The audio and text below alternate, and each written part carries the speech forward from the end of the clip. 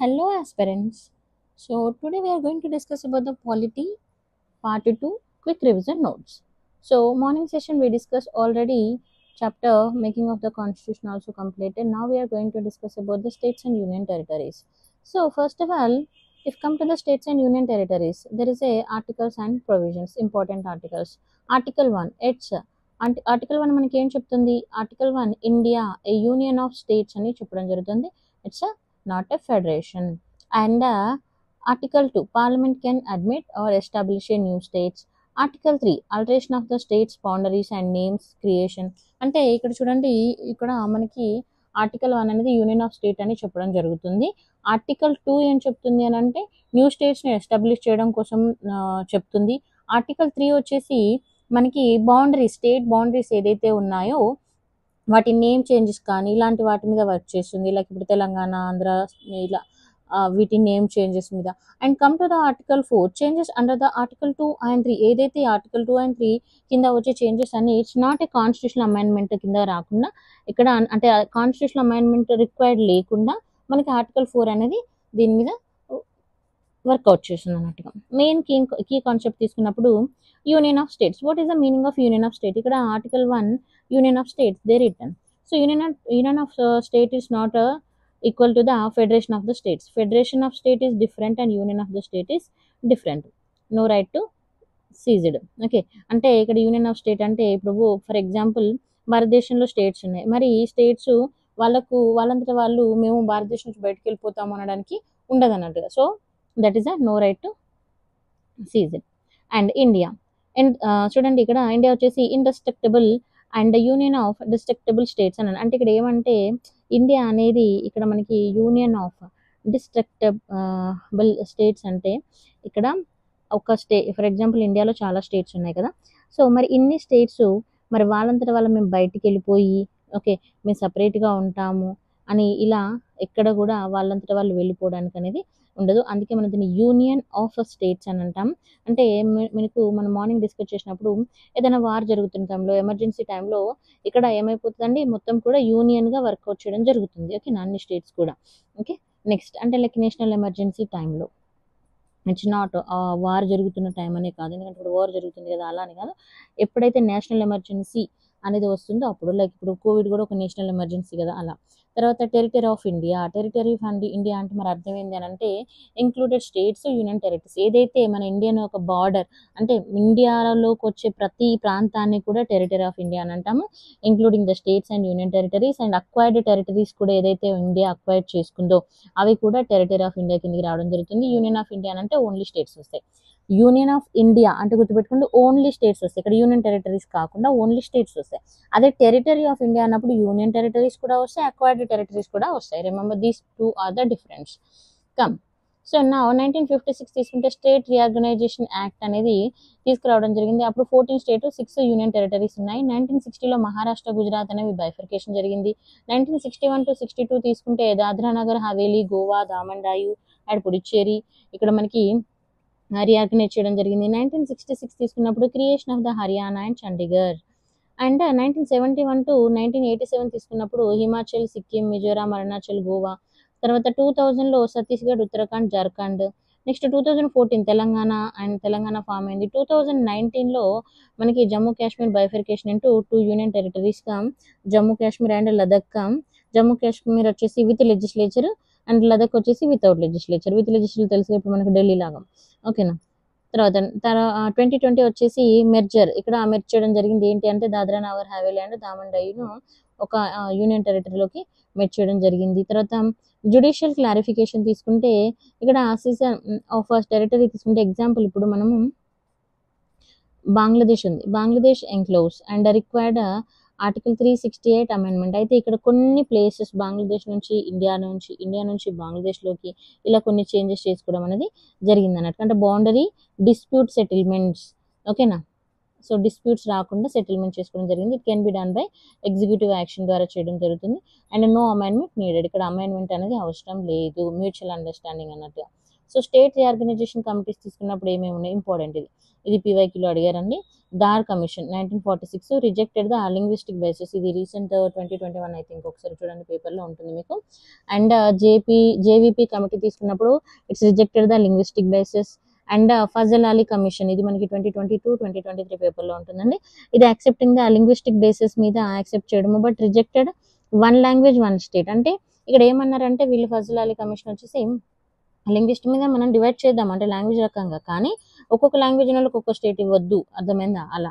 తర్వాత next states versus union territories comparison తీసుకున్నప్పుడు ఇక్కడ చూడండి, మనము అటానమీ అని అన్నప్పుడు స్టేట్స్ తీసుకున్నప్పుడు హై అండ్ యూనియన్ టెరిటరీ తీసుకున్నప్పుడు లిమిటెడ్ పవర్స్ అనేది. తర్వాత హెడ్ తీసుకున్నప్పుడు మరి స్టేట్స్కి తీసుకుంటే ఎవరు ఉంటారండి, గవర్నర్ ఉంటారు. యూనియన్ టెరిటరీకి తీసుకుంటే హెడ్ ఎవరు ఉంటారండి, legislative governor legislative governor or administrative కానీ ఉండడం జరుగుతుంది. లెజిస్లేచర్ తీసుకున్నప్పుడు స్టేట్స్కి ఇక్కడ మనకి లెజిస్లేచర్ అనేది ఉంటుంది, ఎలక్షన్స్ అనేది ప్రాసెస్ అంతా జరుగుతుంది.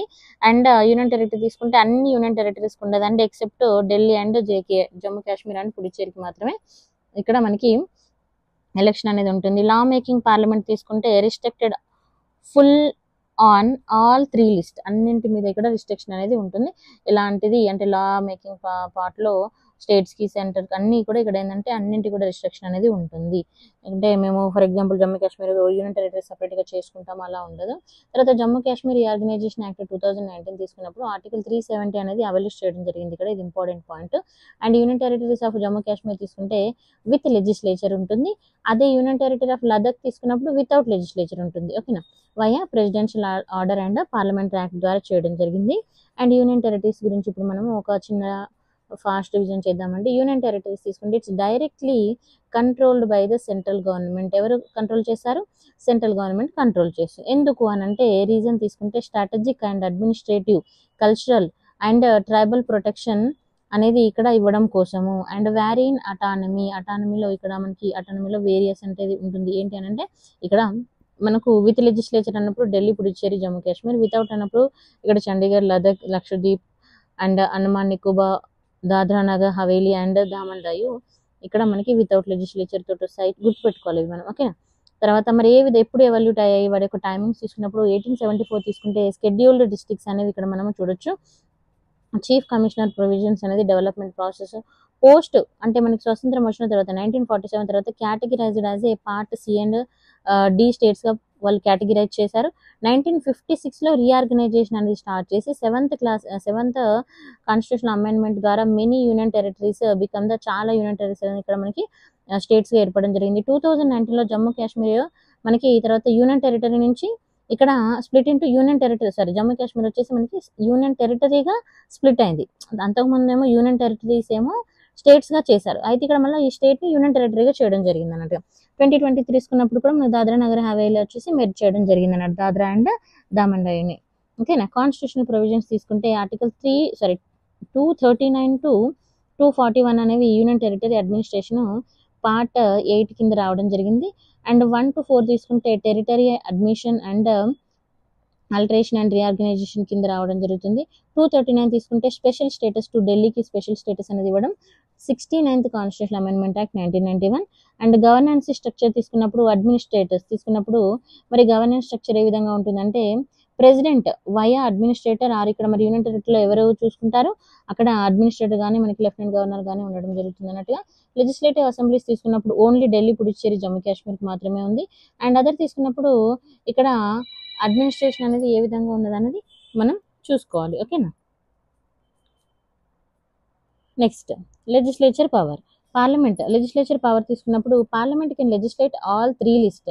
ఇక్కడ ప్రెసిడెంట్ వచ్చేసి may issue the regulations with force of laws for select union territories. And if come to the Puducherry, president can act if assembly are suspended or dissolved. అంటే మన పార్లమెంట్ పవర్స్ తీసుకున్నప్పుడు president సభని assembly చేయొచ్చు, at the same time దాన్ని suspend కూడా చేయొచ్చు, like dissolve కూడా చేయొచ్చు అన్నట్టుగా. అదే ఢిల్లీ తీసుకుంటే మనకి ఆర్టికల్ 239 ఏ కింద వస్తుందండి. అయితే ఇక్కడ మనం అసెంబ్లీ తీసుకున్నప్పుడు 70 ఎలక్టెడ్ ఎమ్మెల్యేస్ ఉన్నాయి. అండ్ కౌన్సిల్ ఆఫ్ మినిస్టర్స్ తీసుకుంటే maximum 10% of the assembly strength అనేది ఉండడము. ఎక్స్లో ఇది పీవైక్యూలో అడిగారు గుర్తుపెట్టుకుని, అంటే నాట్ ఓన్లీ ఢిల్లీ. ఈ ప్రాసెస్ని పీవైక్యూలో అడిగారు. ఎక్స్క్లూడెడ్ తీసుకున్నప్పుడు subject Delhi very very very very important. ఇది police, public order and land అనేది ఇక్కడ ఎక్స్క్లూడివ్ సబ్జెక్ట్స్గా ఢిల్లీ కింద రావడం జరుగుతుంది. అండ్ లెఫ్టినెంట్ గవర్నర్ తీసుకున్నప్పుడు నీడ్ ప్రెసిడెంట్ అప్రూవల్ అనేది ఖచ్చితంగా ఇక్కడ మనం చూసుకోవాలి. అడ్వైజరీ కమిటీస్ మరి ఏమున్నాయి యూనియన్ టెరిటరీస్కి అని అంటే హెచ్ఎంఏసి అయితే చైర్డ్ బై ఎవరు అని అంటే union home ministers for UTs without assembly. Okay, and AAC అని అంటే chaired by the administrators, local governance advisers ఉంటారు కదా, సో వాళ్ళు.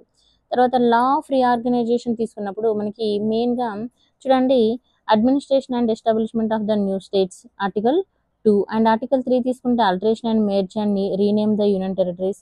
ఆర్టికల్ 4 తీసుకున్నప్పుడు ఇక్కడ లాస్ అండ్ అది 2 అండ్ 3 కింద వచ్చే లాస్ ఏదైతే ఉంటుందో వాటిని నాట్ కాన్స్టిట్యూషనల్ అమెండ్మెంట్ అవసరం లేకుండానే ఇక్కడ వీటి కింద సాల్వ్ చేసుకోవడం జరుగుతుంది. ఓకేనా, నెక్స్ట్ ఇక్కడ మనం ఇంపార్టెంట్ ఆర్టికల్ చూస్తాం. ఆర్టికల్ 5 నుండి ఆర్టికల్ 11 వరకు తీసుకుంటే 5th వచ్చేసి సిటిజన్షిప్ కమెన్స్మెంట్ గురించి చెప్తుంది. అండ్ 6th ఆర్టికల్ వచ్చేసి మైగ్రెంట్ ఫ్రమ్ ఎవరైతే పాకిస్తాన్ నుంచి వచ్చారో వాళ్ళ గురించి చెప్పడము. ఆర్టికల్ 7 తీసుకుంటే రిటర్నర్స్ అంటే right to returns from the Pakistan నుంచి ఏదైతే మనకి రిటర్న్ ఇక్కడ నుంచి రిటర్న్ వెళ్ళే వాళ్ళు ఇలా. తర్వాత ఆర్టికల్ 8 తీసుకున్నప్పుడు citizen for the Indian residing abroad, ఎవరైతే ఇండియన్ సంతతికి చెందిన వాళ్ళు అబ్రాడ్లో నివసిస్తారో వాళ్ళ గురించి. తర్వాత ఆర్టికల్ 9 తీసుకున్నప్పుడు టెర్మినేషన్ ఆఫ్ ద వాలంటీర్లీ, అంటే కొంతమంది ఇండియన్ సిటిజన్షిప్ కావాలని వదిలేసుకొని ఫారెన్ సిటిజన్షిప్ తీసుకుంటారు అన్నట్టుగా, సో వాళ్ళకు రిలవెంట్గా వస్తుంది. ఆర్టికల్ 10 తీసుకున్నప్పుడు continue of the citizenship until the altered by the parliament, అంటే సిటిజన్షిప్ ఎప్పటి వరకు కంటిన్యూ అవుతుందని పార్లమెంట్ డిసైడ్ చేయడము. తర్వాత ఆర్టికల్ 11 తీసుకున్నప్పుడు పార్లమెంట్స్ ఓకేనా పవర్ టు రెగ్యులేట్ ద సిటిజన్షిప్ని రెగ్యులేట్ చేసే పవర్ అనేది ఇవ్వడం జరిగింది. ఓకేనా, సిటిజన్షిప్ యాక్ట్ మరి 1955 తీసుకున్నప్పుడు అక్వైజిషన్ ఏ విధంగా ఉందని ఫస్ట్ బై బర్త్ అనేది ఇప్పుడు ఎవరికి ఉంటుంది అని అంటే చూడండి ఇండియాలో తీసుకున్నప్పుడు 2004 మెయిన్ ఇక్కడ మనకి 2004 రూల్స్ వ్యారీ బై ఇయర్, అంటే మనకి ఇక్కడ చాలా చేంజెస్ అనేది మనం చూసుకోవచ్చు. బోత్ పేరెంట్స్ నాట్ ఇల్లీగల్, అంటే 2004లో పుట్టిన వాళ్ళు ఎవరైతే ఉంటారో అప్పటి నుంచి both parents are not illegal migrants, అంటే ఎక్కడ నుంచి వాళ్ళు ఇల్లీగల్ మైగ్రెంట్ అయిన వాళ్ళు ఉండకూడదు. బై డిసెంట్ అన్నప్పుడు born abroad to Indian parents, అంటే పాప కానీ బాబు కానీ పిల్లలు వాళ్ళ పేరెంట్స్ ఎక్కడండి ఇండియన్ పేరెంట్స్ అయి ఉంటారు, బట్ వేరే దేశంలో పుట్టి ఉంటారు. రిజిస్ట్రేషన్ అనేది నీడెడ్ పోస్ట్ 2004 గుర్తుపెట్టుకోండి. బై రిజిస్ట్రేషన్ తీసుకున్నప్పుడు మరి మస్ట్ టేక్ ఓత్ అనేది తీసుకోవాలి అండ్ నాట్ అన్ ఇల్లీగల్ మైగ్రెంట్గా ఉండకూడదు. బై నేషనలైజేషన్ అప్పుడు రిజైడ్ 12 months plus 11 years. Okay, 11 years total prior residence అనేది ఇక్కడ రెసిడెన్స్ అనేది మనకి ఇక్కడ వాళ్ళు ఉండాల్సి ఉంటుంది, అలా ఉన్న వాళ్ళకి ఇవ్వడం జరుగుతుంది. తర్వాత బై ఇన్కార్పొరేషన్ తీసుకున్నప్పుడు territory become the part of India, and like ఇప్పుడు కొన్ని ప్రాంతాలు మన ఇండియాలో కలుపుకున్నప్పుడు ఆ ప్రాంతాన్ని వాళ్ళకి బై ఇన్కార్పొరేషన్ ద్వారా మనకి ఇండియన్ సిటిజన్షిప్ అనేది ఇవ్వడం జరుగుతుంది. ఇప్పుడు పుదుచ్చేరి, గోవా అంతకుముందు సపరేట్గా ఉండేది కదా, సో మనం కలిపినప్పుడు ఇండియన్ ఒక సిటిజన్షిప్ ఇవ్వడం అనేది జరిగింది. తర్వాత రెనౌన్సియేషన్ తీసుకున్నప్పుడు వాలంటరీ డిక్లరేషన్ బై అడల్ట్, అయితే మరి టెర్మినేషన్ కూడా తీసుకున్నప్పుడు acquired the citizen of the another country, ఎప్పుడు టెర్మినేట్ అవుతుంది అని అంటే వారు వేరే దేశం యొక్క సిటిజన్షిప్ తీసుకుంటే ఆటోమేటిక్గా టెర్మినేట్ అవుతుంది. ఓకేనా, తర్వాత డిప్రివైజేషన్ తీసుకున్నప్పుడు ఫ్రాడ్ కానీ ఒకవేళ వాళ్ళు ఇండియాలో ఉండి ఫ్రాడ్ కానీ లేకపోతే దేశద్రోహం చేసినప్పుడు అలా అంటే వేరే కంట్రీలో 7 years ఉన్నప్పుడు సో అన్లాఫుల్ యాక్ట్స్ ఏమైనా చేసినప్పుడు ఇది డిప్రివైజేషన్ కింద వాళ్ళ కార్డు కూడా తీసివేయడం జరుగుతుంది. ఓకే, మరి సింగిల్ సిటిజన్షిప్ ఇన్ ఇండియా అని అంటాం, అంటే ఏంటి అని అంటే all citizens only to the union, అంటే ఒక్క సిటిజన్షిప్ ఒక్కటే మాత్రమే ఉంటుంది ఇండియాలో అన్ని ప్లేసెస్లో ఉన్న వాళ్ళకి, అంటే స్టేట్స్లో సపరేట్గా మళ్ళీ ఇండియాలో అంటే సెంట్రల్లో ఒకటి సపరేట్ స్టేట్ ఒక సపరేట్ సిటిజన్షిప్ ఉండదు. ఓకేనా, అలాగే ఇప్పుడు యూఎస్ఏ తీసుకున్నప్పుడు state separate central separate, but if come to the India there is no separate state citizenship. నేను తెలంగాణకు చెందిన దాన్ని తెలంగాణ సిటిజన్షిప్ అని, ఆంధ్రాకు చెందిన వాళ్ళని ఆంధ్ర సిటిజన్షిప్ అట్లా ఏముండదు. We are Indians. Okay, Indian citizenship మాత్రమే ఉంటుంది. Okay, next some state specific exceptions under కొన్ని స్పెసిఫిక్ ఎక్సెప్షన్స్ తీసుకున్నప్పుడు ఆర్టికల్ 15 తీసుకుంటే బెనిఫిట్స్ ఫర్ ద లోకల్కి ఎక్కువ బెనిఫిట్స్ ఉంటుంది. 16 తీసుకున్నప్పుడు రెసిడెన్స్ ఫర్ ద జాబ్స్ మీద ఎక్కువ ఫోకస్ చేస్తుంది. 19 తీసుకున్నప్పుడు ట్రైబల్ ఏరియా ప్రొటెక్షన్. నేను ఇక్కడ మీకు షార్ట్ కట్స్ మాత్రమే చెప్తున్నా, ఫుల్ వీడియో కావాలంటే 7 hours వీడియో ఉంటుంది చూడండి. తర్వాత సిటిజన్స్ అండ్ అలయన్స్, ఇప్పుడు మనం సిటిజన్స్కి ఎక్కువ ఎవరికి ఇప్పుడు అంటే ఏ రైట్స్ ఎక్కువ ఎవరికి ఉంటాయనే పాయింట్ ఆఫ్ వ్యూలో తీసుకుంటే చూడండి పొలిటికల్ రైట్స్ తీసుకున్నప్పుడు ఏ విధంగా ఉంది, ఫండమెంటల్ రైట్స్ తీసుకున్నప్పుడు ఏ విధంగా ఉంది, జస్ట్ ఒకసారి రీడ్ చేయండి సరిపోతుంది. నెక్స్ట్ యా ఇప్పుడు మనం ఫ్యూచర్స్లో ఫస్ట్ ఎన్ఆర్ఐకి ఏముంటుంది, పిఐఓ అయితే ఏముంటుంది, తర్వాత ఓసీ అయితే ఏముంటుంది చూద్దాము. యా ఇది కాన్స్టిట్యూషన్ అమెండ్మెంట్ యాక్ట్ 2019 ప్రకారం తీసుకుంటే ఇక్కడ మనకి ఏమేమి ఉన్నాయని మనం చూద్దాము. ఫస్ట్ సిటిజన్షిప్ తీసుకున్నప్పుడు ఎన్ఆర్ఐ కూడా ఎవరై ఉండాలి, ఇండియన్. ఓకేనా. తర్వాత పిఐఓ అని అంటే ఎవరండి, ఫారినర్. అండ్ ఓసీఐ కూడా ఫారినర్. ఫ్రీ ఎంట్రీ ఎవరికి ఉంటుంది మరి అని అంటే ఎన్ఆర్ఐకి ఫ్రీ ఎంట్రీ ఉంటుంది, బట్ పిఐఓకి ఇక్కడ ఫ్రీ ఎంట్రీ అనేది ఉండదు.